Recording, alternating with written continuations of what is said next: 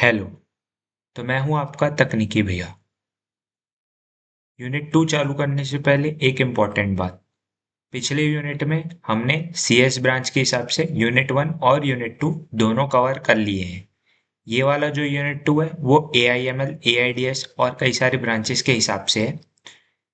पिछले जो यूनिट थी उसमें सीएस का यूनिट 1 और 2 के सारे टॉपिक्स इंक्लूड हैं। तो आप उसे आसानी से पढ़ सकते हैं, आसानी से अपने टॉपिक्स के हिसाब से वीडियो सेलेक्ट करके देख सकते हैं। उन पांचों वीडियो में आपको यूनिट 1 और यूनिट 2 सीएस के हिसाब से डीबीएमएस के सारे टॉपिक्स मिल जाएंगे। तो चलिए अब यूनिट 2 चालू करते हैं। Relational data models. Relational data models में हम पढ़ेंगे डोमेन, टपल्स, एट्रीब्यूट्स, रिलेशंस, की क्या होती हैं, relationship schemas, integrity constraints, intention extension properties.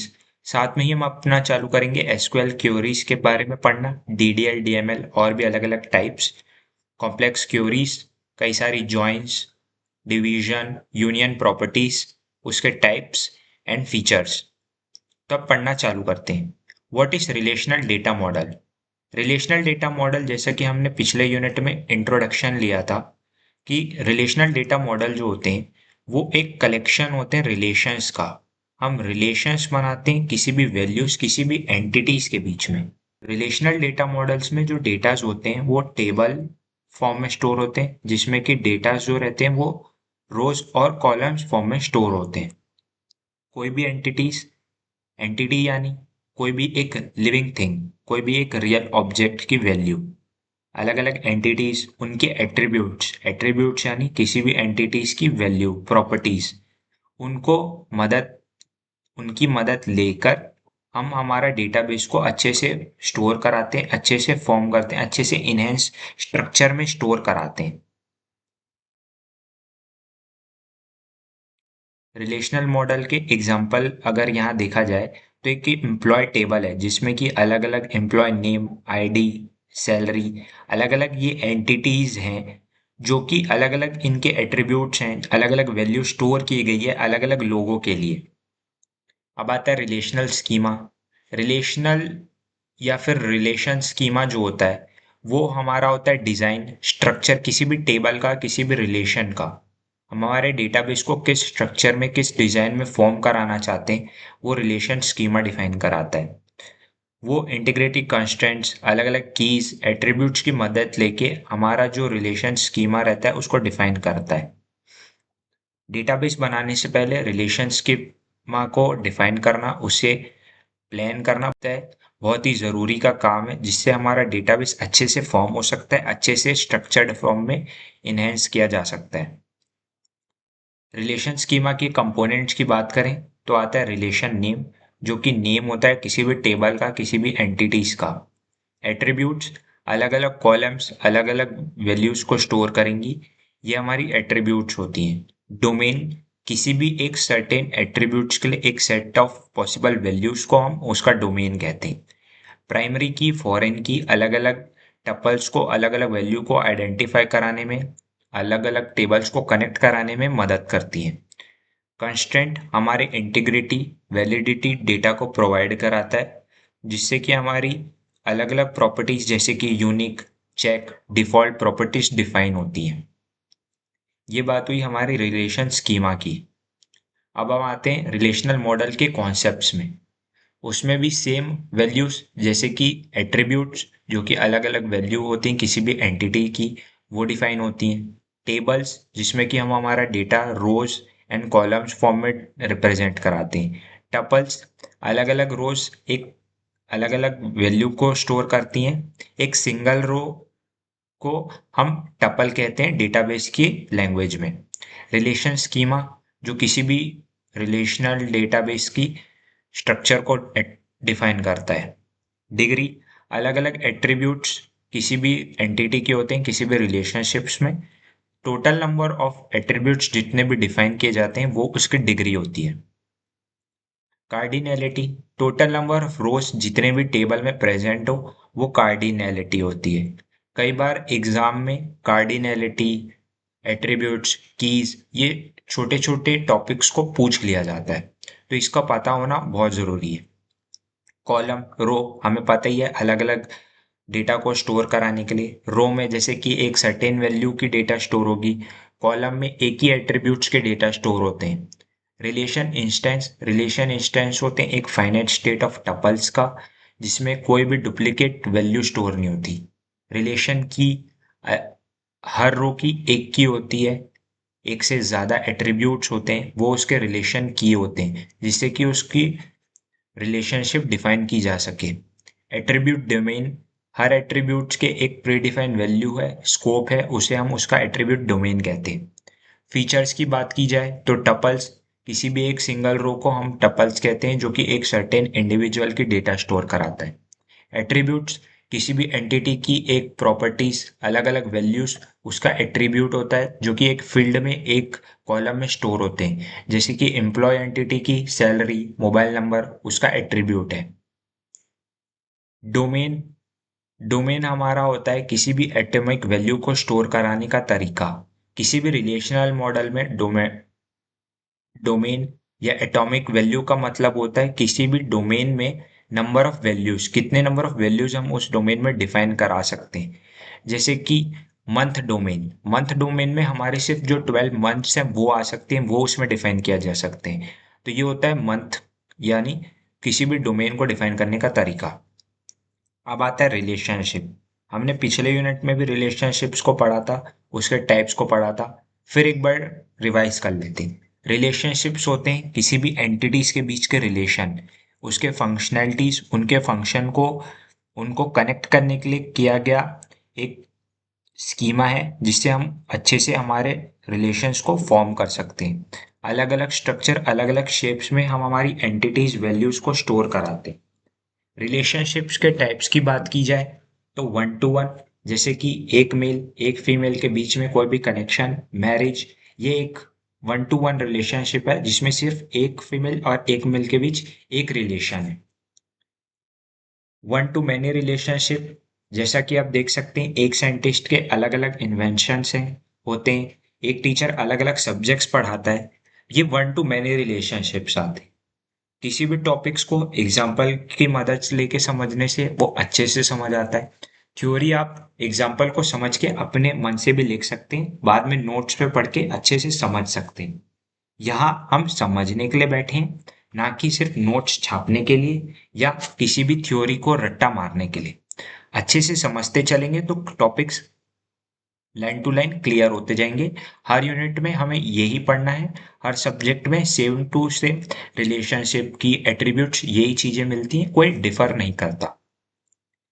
Many to one relationship, many to one जैसा कि नेम से सजेस्ट होता है, अलग अलग एट्रीब्यूट्स जो होते हैं, अलग अलग वैल्यूज जो एंटिटी होती है, वो किसी एक सर्टेन एंटिटी से कनेक्ट होती है।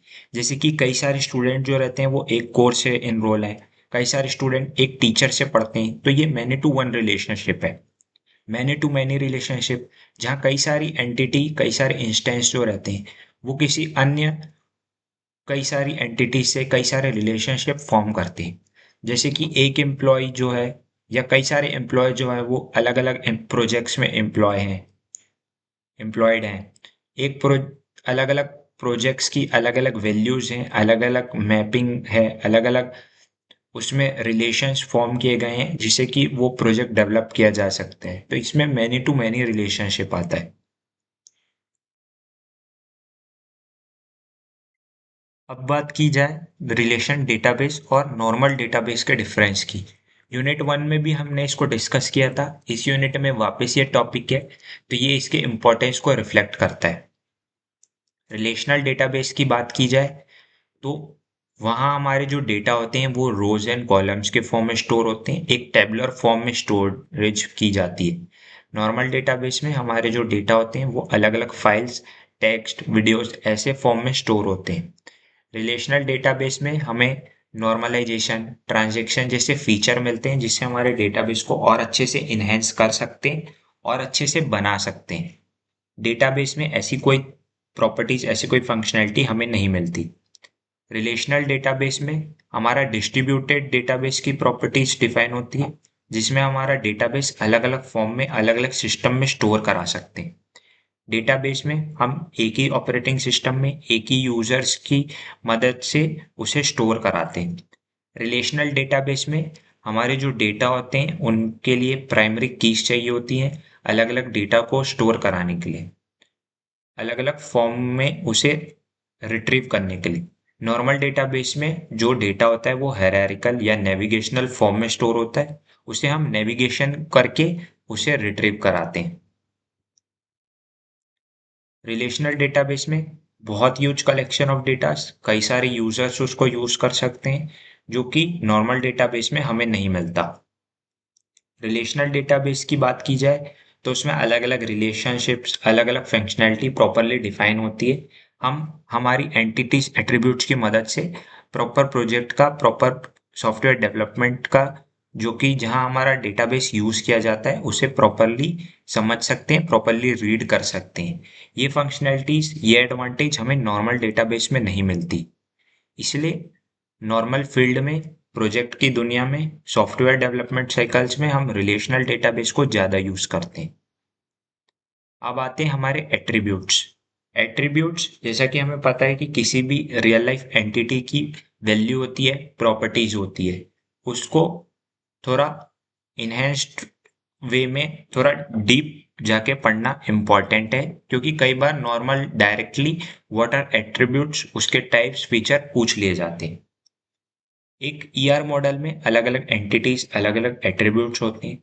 एंटिटीज जो कि पता है कि रिलेशनल डेटाबेस में एक रियल लाइफ ऑब्जेक्ट्स को डिफाइन कराता है, जैसे कि एंटिटी हो सकता है कि एम्प्लॉयज, एम्प्लॉयज जैसे कि टीचर, स्टूडेंट्स, ये अलग अलग एंटिटीज हैं। अब इनकी जो प्रॉपर्टी है जैसे कि नेम, एज, एड्रेस, ये उस एंटिटी का एट्रीब्यूट्स है।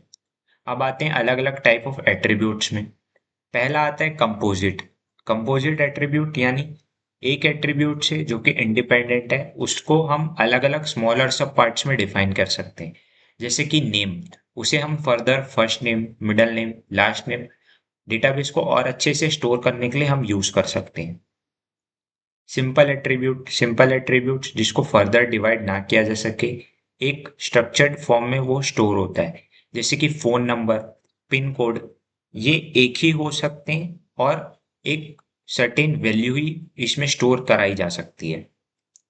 सिंगल वैल्यूड एट्रीब्यूट जिसमें कि हमारा पर्टिकुलर आइटम एक सिंगल वैल्यू स्टोर होती है, जैसे कि रूम नंबर, पिन कोड, ये हमारे सिंगल वैल्यूड एट्रीब्यूट्स हैं। मल्टी वैल्यूड एट्रीब्यूट्स जिस प्रॉपर्टी में अलग अलग वैल्यू स्टोर कराई जा सकती है, जैसे कि ईमेल, कई सारे ईमेल हो सकते हैं किसी भी एक पर्सन के, या हॉबीज, कई सारी हॉबीज डिफाइन की जा सकती है। डिराइव्ड एट्रीब्यूट्स और स्टोर्ड एट्रीब्यूट्स, एक स्टोर्ड एट्रीब्यूट से किसी भी अन्य एट्रीब्यूट्स को डिराइव कराना, ये डिराइव्ड एट्रीब्यूट्स में आता है। जैसे कि डेट ऑफ बर्थ, हम उसे पहले स्टोर कर सकते हैं, पहले से स्टोर होता है, उससे हम हमारी एज, हमारी अलग अलग प्रॉपर्टीज को डिफाइन करा सकते हैं। तो यहाँ पर हमारा डिराइव्ड एट्रीब्यूट्स और स्टोर्ड एट्रीब्यूट्स काम पे आता है। कॉम्प्लेक्स एट्रीब्यूट्स, कई सारी वैल्यूज, कई सारी कॉम्प्लेक्सिटी से बन के नेस्टेड वैल्यू बना हुआ कॉम्प्लेक्स एट्रीब्यूट कराया जाता है। जैसे कि एक पर्सन के अलग अलग हाउस हो सकते हैं, अलग अलग हाउस की अलग अलग एड्रेस, अलग अलग फोन नंबर, अलग अलग पिन कोड हो सकता है, तो उसे स्टोर कराना थोड़ा कॉम्प्लेक्स हो सकता है। ये होते हैं कॉम्प्लेक्स एट्रीब्यूट्स। अब आती हैं कीज, जो कि हम अगले वीडियोज में पढ़ेंगे।